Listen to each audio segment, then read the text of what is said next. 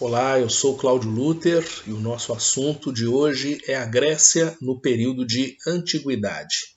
Você sabe bem que a civilização grega é apontada dentro da historiografia como o berço da civilização ocidental. Afinal de contas, muitos mecanismos de ordem política, econômica e social que foram desenvolvidos ali na Grécia Antiga foram herdados pela civilização romana, foram determinantes na organização social, política e econômica dos vários reinos europeus ao longo do período medieval e, por consequência, chegaram até o mundo americano em virtude do processo de colonização praticado ali no contexto da Idade Moderna. Muito bem, nós vamos olhar para a Grécia inicialmente levando em consideração alguns aspectos gerais, aquilo que vai nos permitir ter uma visão panorâmica acerca do que foi a Grécia no período de Antiguidade. E eu quero começar chamando a sua atenção para a localização, portanto, para um aspecto geográfico da Grécia Antiga. A localização da Grécia se dá na Península Balcânica. A Península Balcânica está ligada ao continente europeu, é uma região de relevo montanhoso, portanto ali são poucas as planícies férteis. É válido observar que a Península Balcânica tem um amplo litoral, um litoral que está ladeado pelos mares Egeu, Jônio e também o mar Mediterrâneo. É válido levar em consideração que este amplo litoral ele é todo recortado, e isso facilita a instalação de uma rede portuária, o que acabou contribuindo para o perfil de comércio marítimo, que foi algo bem determinante para a economia dos gregos ali no período de Antiguidade. Portanto, localização, Península Balcânica, ligada ao continente europeu. Quero chamar a sua atenção para um segundo aspecto, que é o aspecto econômico. A Grécia ela teve a sua economia apoiada sobre um agropastoreio. O fato de que ali existem poucas planícies férteis acabava impedindo uma agricultura em grande escala. Portanto, a agricultura era muito mais voltada para a subsistência do que para uma economia de mercado, uma agricultura que tivesse excedentes e permitisse assim a prática de comércio acentuado em torno de gêneros agrícolas. O pastoreio também tinha como finalidade principal suprir as necessidades de subsistência. Uma atividade econômica de maior vulto, de maior expressão, foi o comércio marítimo, por intermédio do qual os gregos conseguiam obter aquilo que não era típico ali da própria Península Balcânica. Ofereciam, então, aquilo que era comum, aquilo que eles tinham em excedente, por exemplo, o azeite, e obtinham aquilo que não era típico da própria região da Península Balcânica. Economicamente falando, agricultura, pastoreio e o comércio marítimo. Terceiro aspecto importante está relacionado à política. A política grega foi caracterizada por ser uma política descentralizada. Quando falamos em política descentralizada nesse período de antiguidade, logo a gente acaba esbarrando naquilo que era identificado como cidades-estado, que no caso da Grécia, estas cidades-estado eram identificadas como polis. Você com certeza já lembrou-se das duas mais importantes cidades-estado da Grécia Antiga, a cidade de Esparta e a cidade de Atenas. A historiografia fala de várias cidades, alguns falam de 150, outros falam de até 180 cidades-estado. A verdade é que cada cidade-estado era uma cidade autônoma com governo independente. Ou seja, aquilo que era típico, aquilo que era comum a uma cidade-estado não era necessariamente encontrado, não era necessariamente praticado, valorizado por outra cidade-estado. Cada uma organizava a sua política, a sua economia, tinha a sua estrutura social organizada de acordo com as condições do meio, com as condições encontradas ali mesmo naquela localidade. Portanto, politicamente, o que nós tínhamos na Grécia eram as cidades-estado. A gente não ouve falar do rei da Grécia, imperador da Grécia, a não ser quando Alexandre o Grande conquista a Península Balcânica, mas antes disso, o que nós temos é total autonomia e independência entre as várias cidades-estado ali existentes. Outra característica importante, a quarta característica importante da Grécia, no período de antiguidade corresponde à sua religiosidade. Religiosamente falando, os gregos eram politeístas. Isso não é novidade. Quando nós olhamos para os povos da antiguidade, o que a gente encontra como padrão predominante é justamente o politeísmo. A exceção era ser monoteísta. Mas é interessante observar o seguinte: os gregos, além de acreditarem em vários deuses, atribuíam a estes vários deuses características muito semelhantes às nossas características, às características humanas. Alegria, tristeza, saudade, sentimento de vingança, rancor, tudo isso era algo atribuído aos vários deuses nos quais os gregos acreditavam. E estes vários deuses eram retratados de maneira antropomórfica, ou seja, retratados com a forma humana. Para os gregos era necessário, importante, retratar os seus deuses da forma mais perfeita possível. Afinal de contas, estavam retratando uma divindade, alguém superior aos humanos, superior aos mortais. E isso exigia, sim, uma busca pela perfeição na retratação destes deuses. Sendo politeístas, vários templos foram construídos e a construção dos vários templos é uma característica, um aspecto marcante da arquitetura grega. No momento oportuno a gente fala a respeito disso.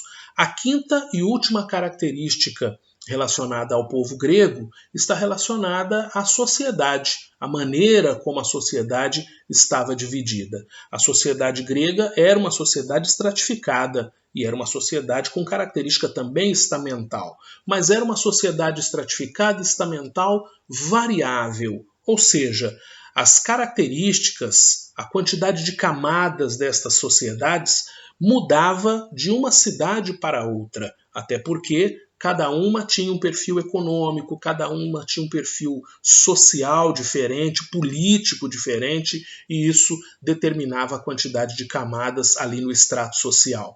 É válido observar que a maneira como a sociedade espartana estava dividida não era a mesma como a sociedade ateniense estava dividida. Ou seja, essa característica de sociedade esteve diretamente ligada à condição econômica do meio, ao perfil político de cada uma das cidades-estado. Muito bem, observados estes 5 aspectos gerais, nós vamos olhar agora para a evolução política da Grécia no período de antiguidade. E essa evolução política ela é melhor compreendida por nós quando nós a analisamos em etapas. A primeira delas é a etapa do período pré-homérico, um período que começa lá por volta do século XX e termina ali no século XII a.C. Portanto, do século XX ao século XII a.C., o que nós temos é o período pré-homérico. Esse é um período marcado pelo processo de acentuação do povoamento da Península Balcânica.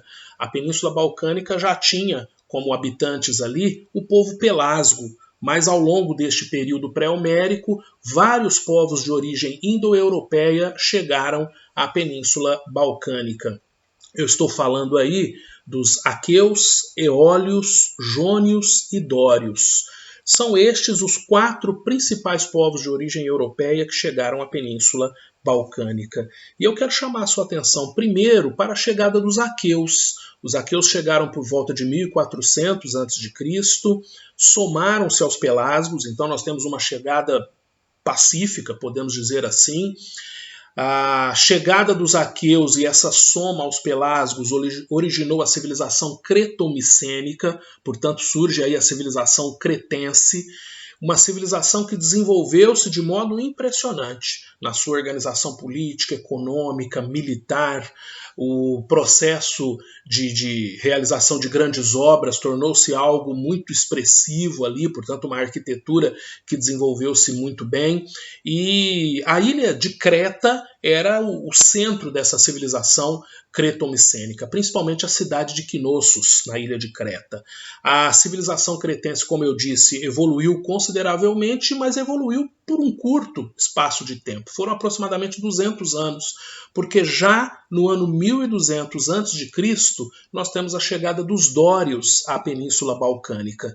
E, diferente dos aqueus, os dórios chegaram de modo violento, chegaram para dominar. entraram em choque com essa civilização creto-micênica, e os dórios, que tinham um perfil militarista acentuado, que valorizavam a guerra, acabaram levando a melhor nessa disputa aí por controle territorial.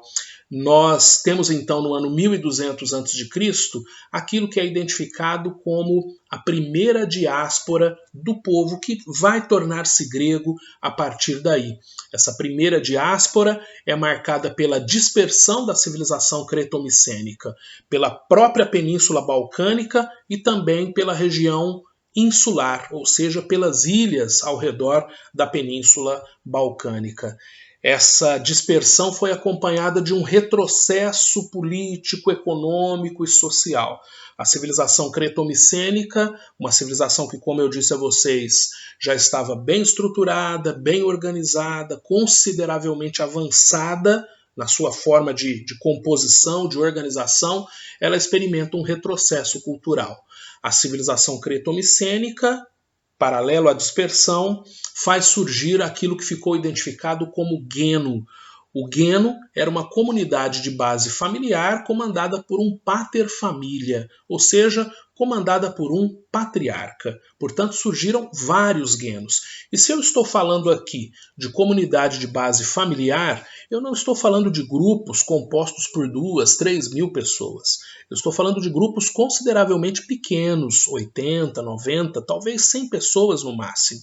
É você imaginar uma grande família que tem na figura do homem mais velho, na figura do seu patriarca, a figura que vai exercer a liderança e a condução desta comunidade, que nesse contexto aqui era identificada como Geno.